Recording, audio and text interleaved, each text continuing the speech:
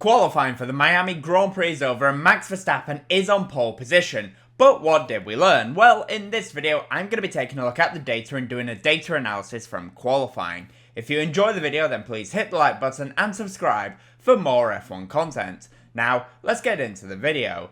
As usual, I'll be talking about the top 5 teams later on, which is Aston Martin, Mercedes, McLaren, Ferrari and Red Bull, so stick around for that.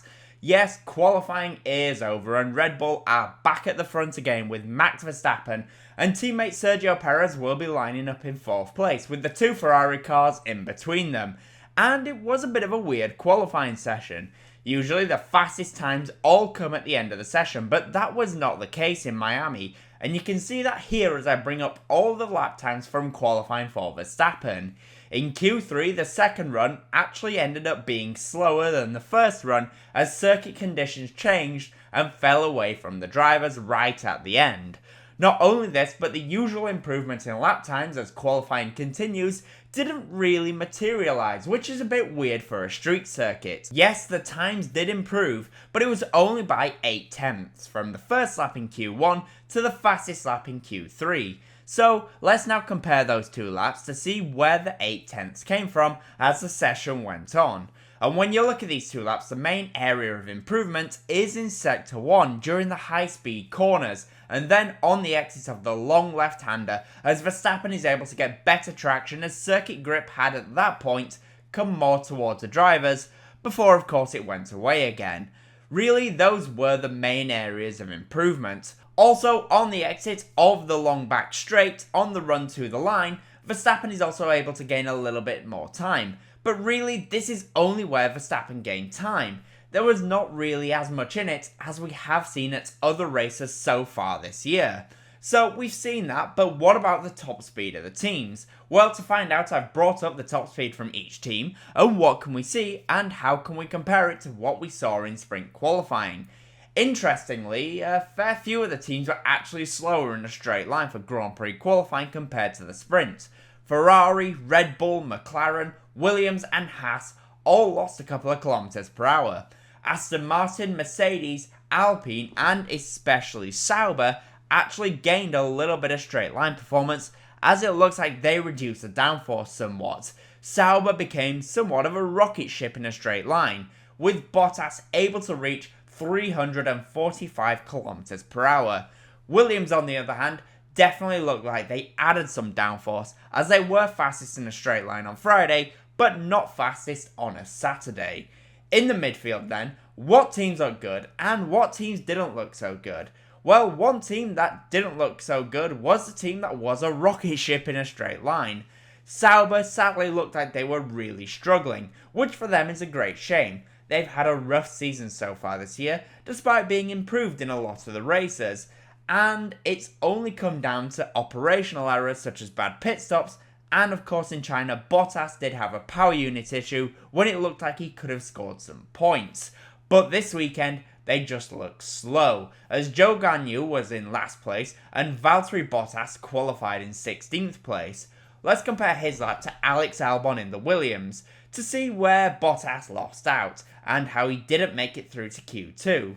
Williams then, it does look like when you look at these 2 laps, did increase the downforce after sprint qualifying, and Sauber definitely did reduce the downforce, because you can see here that down all of the straights, Bottas in the Sauber actually does have the edge, but when it comes to the braking zones and also the traction off of the corners, he is lacking when compared to Albon. I think Sauber have opted to take a little bit of a risk going to low downforce, and it has not worked for them. Because of that, they will have a lot of work to do in this Grand Prix if they want to be as impressive as they were in China, before of course, like I said, Bottas broke down. Sauber didn't look great, but in the midfield, Alpine do look a lot better than they have done. Both Gasly and Ocon got into Q2. Neither driver did make it into Q3, but unlike Haas and VCARB, they didn't have a driver go out in Q1. Alpine do look a little bit better, and they are now apparently down to the weight limit of the car, so it will be interesting to see if they can now start adding some extra performance to get the Alpine back into the points. and they are going to need downforce as they are still lacking engine horsepower. I just want to say that if you are enjoying the video so far, then please hit the like button and subscribe for more F1 content. Now though, let's get back to the video and let's talk about the top 5 teams, starting with Aston Martin. For Aston Martin, it was a bit of a disastrous day as they looked to be all out at sea this weekend. In sprint qualifying, they were not particularly impressive, and the sprint race was a disaster after contact at the start.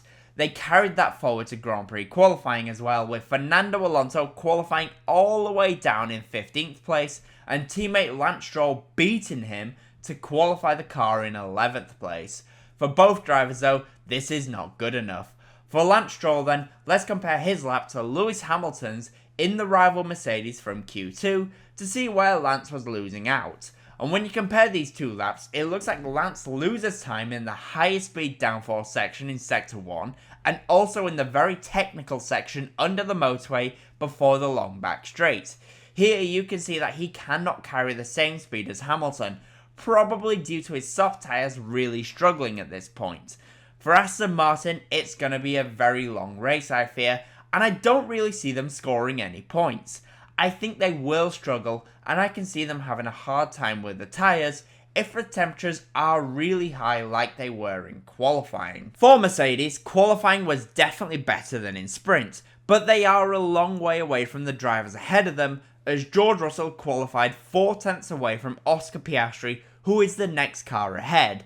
Let's then look at the lap of Russell and compare it to Piastri to see where Mercedes are losing out. As I mentioned, Mercedes seemingly reduced the downforce from sprint to Grand Prix qualifying, and that would make sense here because they are losing time on the exits of the corners as they cannot get the power down like the McLaren is able to. For Mercedes, it is good for them that they have improved, but they still have a very long way to go before they can consider fighting the top 3 teams. They are at least a long way ahead of Aston Martin, so they should be able to score some points and pull themselves away from Aston Martin in the Constructors' Championship. For McLaren in qualifying, it feels like they were not entirely sure what to do. In sprint qualifying, they were incredible on the medium tyres, but it fell away from them on the softs.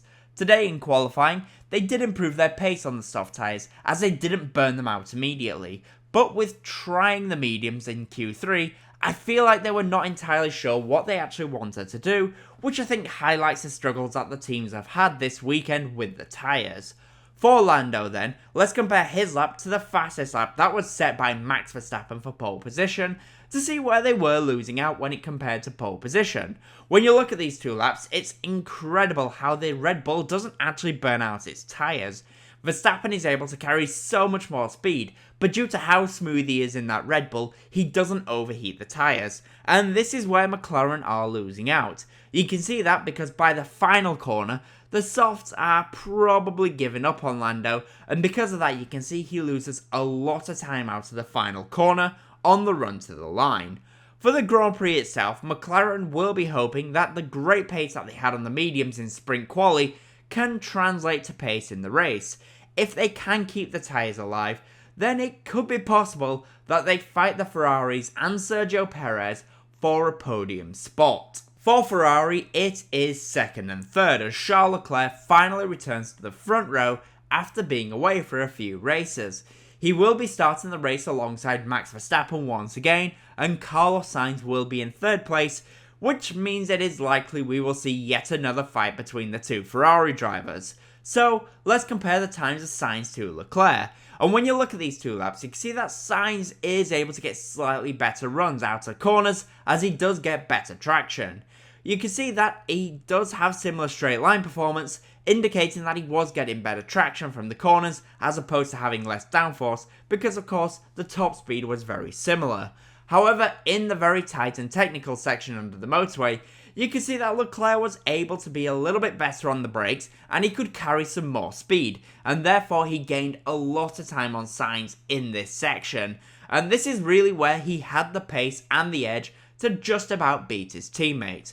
In the race itself, Ferrari will need to work together if they want to beat at least one of the two Red Bulls, and I do think it is very possible that they will beat one of the Red Bulls, unless of course they take each other out, as they both want to be the top driver in that team. And finally for Red Bull, it was pole position for Max Verstappen, but it was not a simply lovely day for him, as he was still not entirely happy with the car. But to be fair, I don't really think anyone was that happy with the car on soft tyres. Teammate Sergio Perez is in 4th place, and he will have work to do if he wants to score a podium in my opinion. So let's now compare the times of Verstappen to Charles Leclerc to see how Max was able to secure pole position. And when you look at this lap, what is actually really surprising is that Leclerc was faster over a lot of the lap. Through Sector 1 and Sector 2, Charles did actually have a slight edge over Max. He seemed to be faster in the high downforce section and could carry more speed. But when it comes to the traction zones from the end of Sector 2, Verstappen in the Red Bull is able to just get better exits, indicating to me that yes, the Red Bull is just better on tyres and doesn't overheat them. Max uses that to get a great exit from the final corner as well and secure pole position. In the race, Red Bull should be safe with the Verstappen, as the Red Bull should be fast enough to fend off Leclerc, and Verstappen could make Leclerc burn out his medium tyres, so it should be victory for Max Verstappen if he can keep it all together. So with that in mind then, what are my final predictions for the Grand Prix? Well, I think the top midfield team and driver will be Yuki Tsunoda in the VCARB, but what about the top 5? Well, in P5 I'm going to go for Carlos Sainz in the Ferrari, P4 will be Lando Norris in the McLaren, P3 will be Sergio Perez, P2 will be Charles Leclerc in the Ferrari, and yes, Max Verstappen will win the Miami Grand Prix. But that is what I think. The question is, what do you guys think will happen? In the comment section down below, let me know. And as always, comment, leave a like, and subscribe for more F1 content. Thank you all so much for watching.